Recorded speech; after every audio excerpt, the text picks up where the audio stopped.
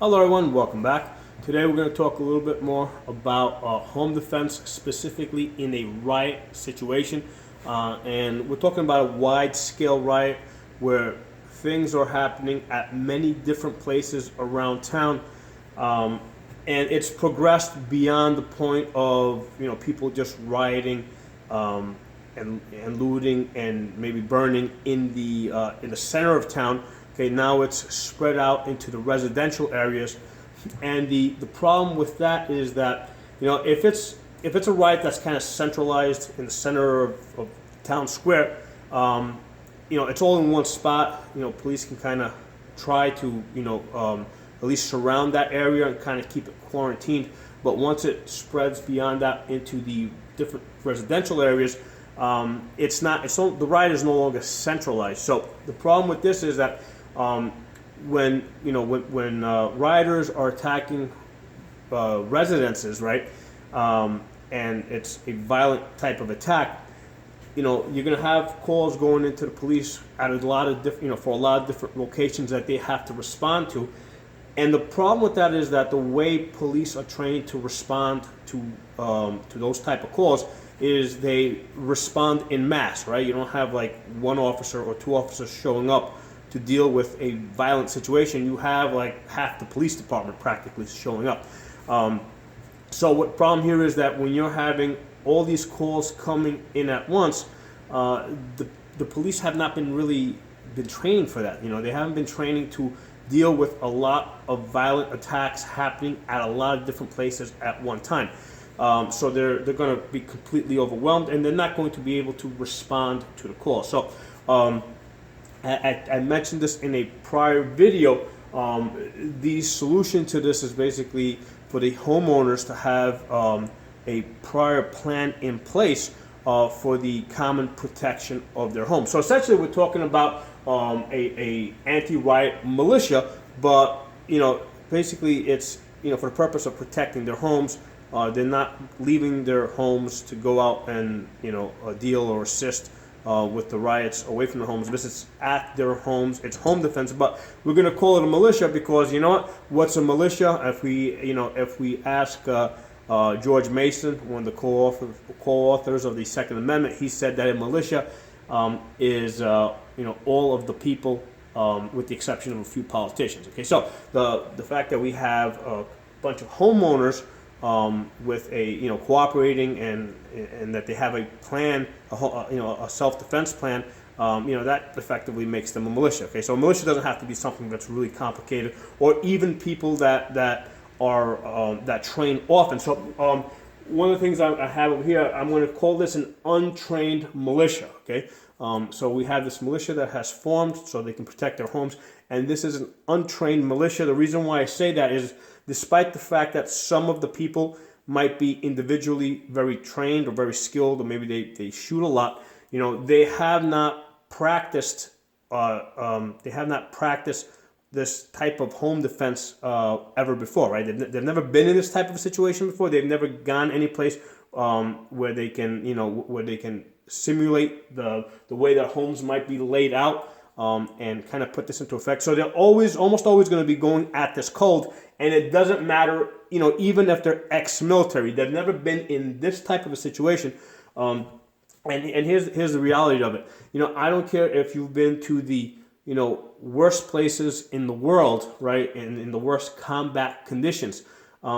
That's different, from having to defend your own home with your own family and your own kids in there. Okay, so that's going to put a stress level on a person that even if they have been in a combat situation, they have never been in that type of a situation where their own family is now at risk. Okay, so even if somebody has a lot of combat experience, most likely they've never been in this type of a situation that we're talking about, where their home is actually being attacked.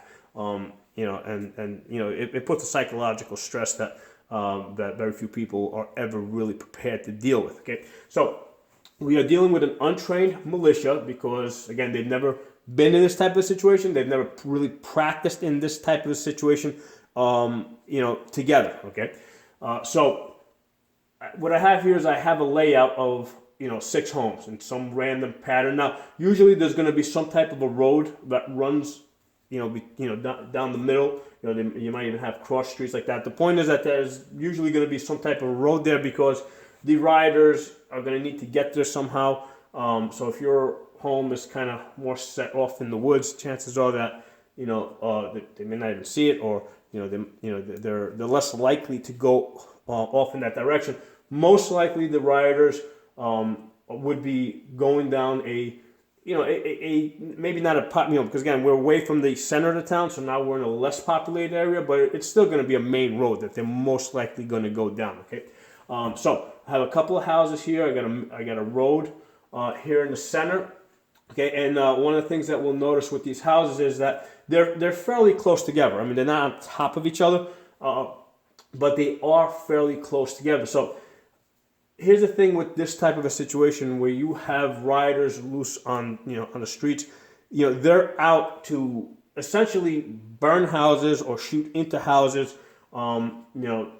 This is not a robbery type situation where they're probably looking to come into the house and steal things, right? So that's a different type of home, different situation. Or if people coming into a house specifically to hurt somebody, that's kind of isolated to one house. It's not going to affect all the other houses around it. So this is a situation where they're coming looking to drive through and attack all the houses, maybe throw Molotov cocktails into all of these houses, and just light up the whole road. That's obviously, this is a pretty extreme situation. But from what we've seen in this year 2020, where you've seen cities practically burning, this is a possibility. So in a situation like that, where you have the houses that are fairly close together, what we want to do is we want to set up we want a home defense plan where people are in fixed positions. Okay, we don't want people running around around their homes, right? Because it's going to be almost impossible at some point to know the difference between who are the homeowners and who are the rioters. Okay, so and essentially what we're kind of dealing with here is command and control, right? So I have this all on the command and control. We have to have a clear distinction of who the good guys are and who the bad guys are. Okay, and the easiest way to keep track of who the good guys and who the bad guys are is for the homeowners to stay in their homes, okay? Because then that all the other people on the streets are most likely bad people, and it is highly unlikely that if you've got rioters in the streets, throwing things, and that one of your neighbors is going to be out for a leisurely walk. Okay, so in that type of a situation where you have rioters down your road, everybody, it's safe to assume that everybody is in their house behind cover. Okay, that's where we want everybody. That's where they should be. So now, here's the thing: in a standard home defense type of situation, we typically don't deal with the threat until it comes into the home, right? So we don't have to worry about what's going on outside. The problem with the riot is that they are fully capable of killing you without ever entering your house. They can simply burn it. They can throw a Molotov cocktail into the house, and they can burn your house down. So it's imperative that we stop the rioters outside of the home, okay, before they have a chance to burn the houses from the outside, okay. So the question is, how do we stop them? How do we stop this? Obviously, the best, we have to shoot them, especially if they're lighting up a Molotov cocktail. We have to stop them. We can't let them burn our house down with us and our family in it. So how do we safely do that if the houses are so close to each other? Okay, so what I have here is I have zones of fire. Okay, so the way these particular houses are set up, right, we wouldn't want this house shooting in this direction, right, towards that house. So the way I would set this up is this house over here has a zone, right, where they know that they can only shoot forward here. This person only shoots forward here. This person only shoots forward there. This person only shoots forward in that direction. Okay. And that kind of assumes that they're all like one level, single level houses. They only got a first floor. They don't have a second floor, in that instance. If they do have a second floor, that gives us a lot more options because obviously, like, let's say this is, the first floor over here, right? Let's look at the height-wise. If you're on the first floor, you're shooting straight out. The bolts are traveling horizontal.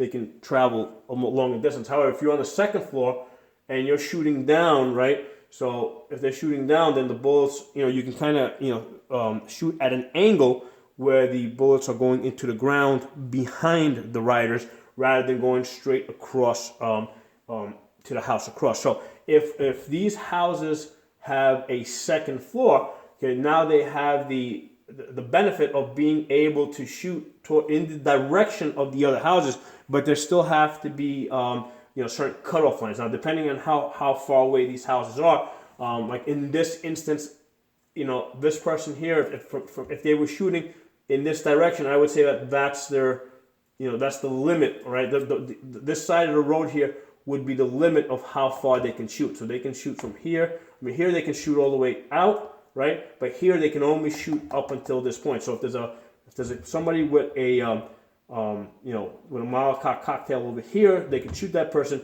But if that person is over here, they cannot shoot that person, right? Then it would be up to the person in this house to deal with that, who's able to shoot straight across. Okay, so that's the general idea there.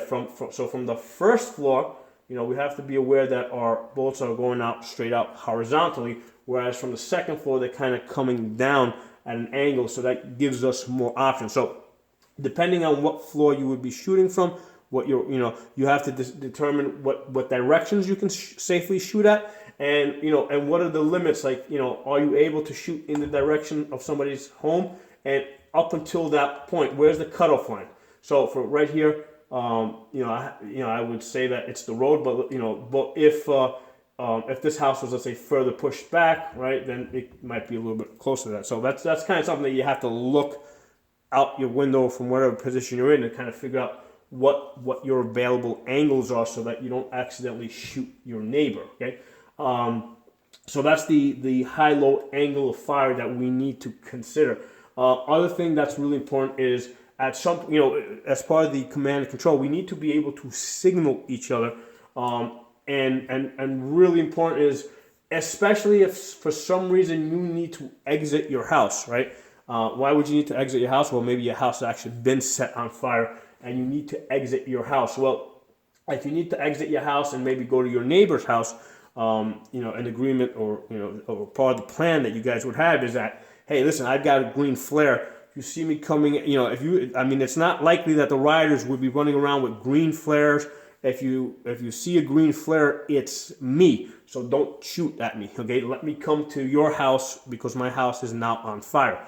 So the use of signal flares would be very effective. The idea of calling your neighbor to say that you're coming is going to be really hard, especially if there's active gunfire going on. They're not going to be able to hear the phone.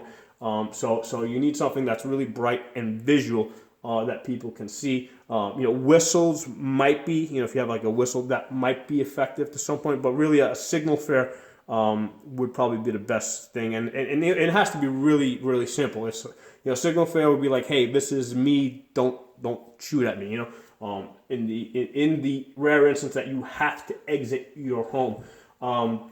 Now, part of the reason why we want to have limits as to how far people can shoot, because there might be a reason why somebody might need to go outside their house.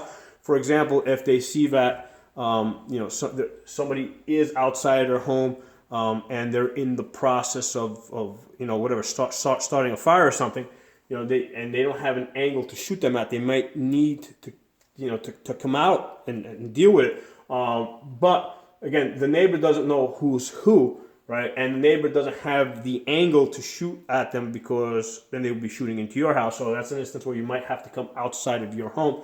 So again, because of the limitations as to, what of your neighbor's zone of fire, you can come outside at home, deal with the threat if you need to, and then go back in. Okay, of course that increases your personal risk, but now we're dealing with a situation where they're about to set your house on fire. Okay, so either way you're at risk, so you have to kind of determine what puts you at less risk. Okay, I think we're going to talk about is guns. Okay, what guns do we want to have? I've talked about this extensively in other videos. Your AR-15 is going to be your primary gun. Your pistol is going to be your backup gun. Okay, the most common would be an AR that shoots .556. the 9mm, a pistol that shoots 9mm. Why? Because first of all, you got all these houses here. The next day, if somebody's low on ammo, right? You guys can help each other out. So if your neighbor needs some ammo, you can give him some ammo, and that's going to be a lot easier if you all are shooting common calibers. How about shotguns? Is there a place for shotguns? I'm going to recommend multiple guns. I mean, your AR being your primary gun, your pistol being your backup gun. But yeah, there could be a place for the shotgun. For one thing, if you're shooting a shotgun with buckshot, if instead of like, let's say this being the line, if you're shooting from here, if there's a threat here, right? With the AR, you might only be able to shoot up to here, but maybe with the buckshot, you could shoot a little further out up to here. So it may give you some more options, but I wouldn't depend on it. In the way I'm kind of envisioning this, you should have more than one AR. You should have multiple ARs. You should have multiple pistols. Certainly you should have one for every adult member that's in your household, and at least an extra one in case, let's say, your neighbor didn't have one. You can kind of help your neighbor out, or if his breaks or whatever. So in the defense situation that I'm thinking about, you want to have multiple guns. More options is better, but yeah, your AR is going to definitely be your primary, and your 9mm is going to be your pistol. 9mm pistol is going to be your backup gun. You definitely want to have lights on your gun, definitely on your primary gun. We're not going to be putting the lights on while we're shooting because that's just going to attract incoming fire.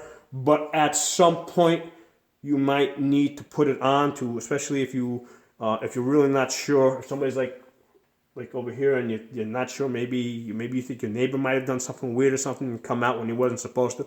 You can momentarily put it on to identify him, okay, and then turn it off. So you definitely want to have the light on your rifle, but don't keep it on, the whole time. Just put it on momentarily when you need to, and then shut it off. Red dots are an absolute must on rifles, especially for night shooting. You're not going to be able to see your iron sights. So you definitely need your red dot. It's a lot easier for the wife to shoot. So you need a sling on your gun, so you can, in case you need to go hands-free as you're moving around the house. Because remember, you're not just, you may have to, first, 1 minute you might be looking this way, then you may need to run to the other side to be looking that way. You may have to constantly be on the move back and forth to kind of see what areas might be under threat. So you want to be able to move around without holding a gun the whole time. So you need the sling. Electronic ears, very important. Okay, you got to be able to hear the other members of your family. Okay, so one for you, one for your wife, one for any other adults in your house. You have, especially if there's any gunfire, that's gonna decrease your ability to hear, right? So you want to be able to, you don't want to lose your hearing ability. So you want to protect your ears, but at the same time, you want to be able to hear things. So if you just have standard earmuffs on, I mean, yeah, that'll protect your ears, but you're not going to be able to hear, let's say, your wife telling you about, hey, somebody's coming up on the other side of the house. So you definitely need electronic earmuffs to protect your ears, but also so that you can actually hear the things that you need to hear.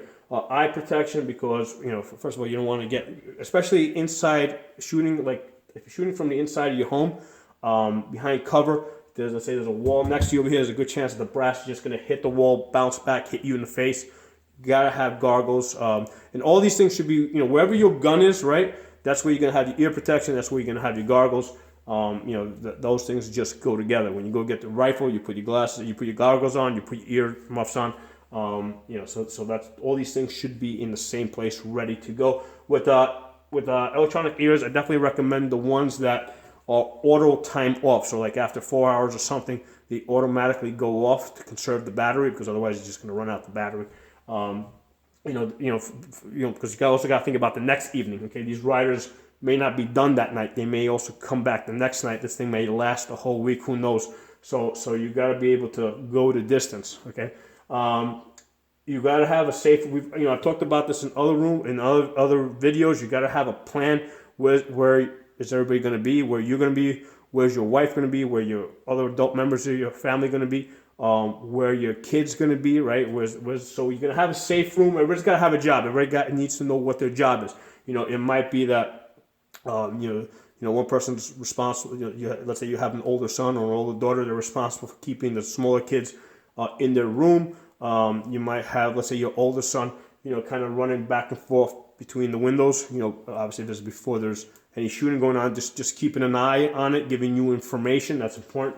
You may actually have, let's say, your wife in, on one of these corners, armed, ready to assist you if she needs to. So you gotta have a plan. You gotta have a safe room. Everybody needs to know where they're supposed to be and what their job is, and there has to be an exit plan. Okay, especially in this type of situation where we're talking about violent rioters in the street that are coming through with the intent of burning houses. Right? There is the possibility that they might actually succeed and set one of these houses on fire. Okay, houses today are pretty flammable. They're all made out of wood and a lot of flammable, and especially if you throw something like a Molotov cocktail, it's going to catch fire. So if that happens, you have to have an exit plan. You got to be able to get out, get to your neighbor's house. Your neighbor has to know that it's you, so he doesn't actually shoot you. So that's what we talked about, the use of signal flares, right? You're going to have signal flares, same color, right? So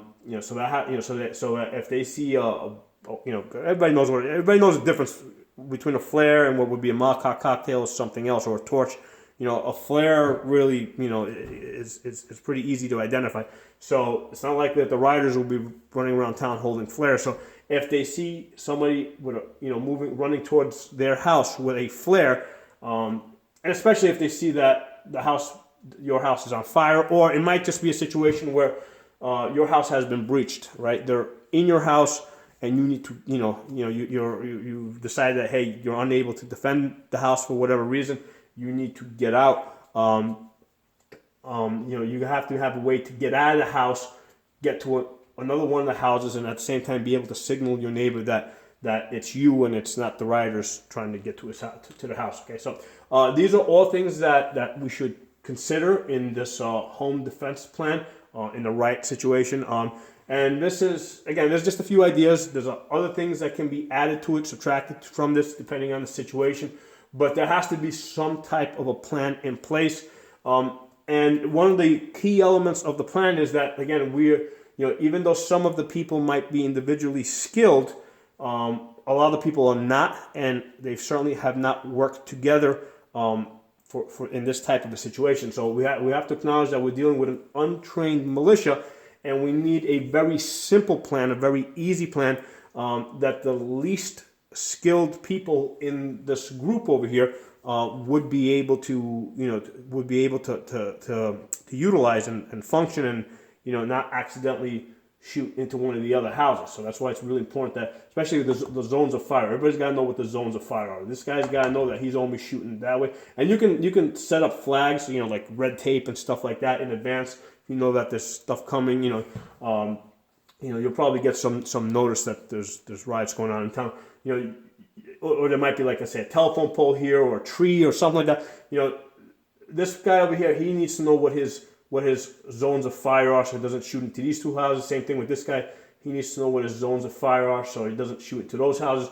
Or if they're all shooting, let's say, from the second floor, again, now they can get a little bit closer to the other houses, the adjacent houses. But again, there's limitations. Everybody needs to know what their limitations are. So if you guys have any other ideas, any comments, put in the comment section. If you're not a member of my channel, please subscribe. I see you guys soon.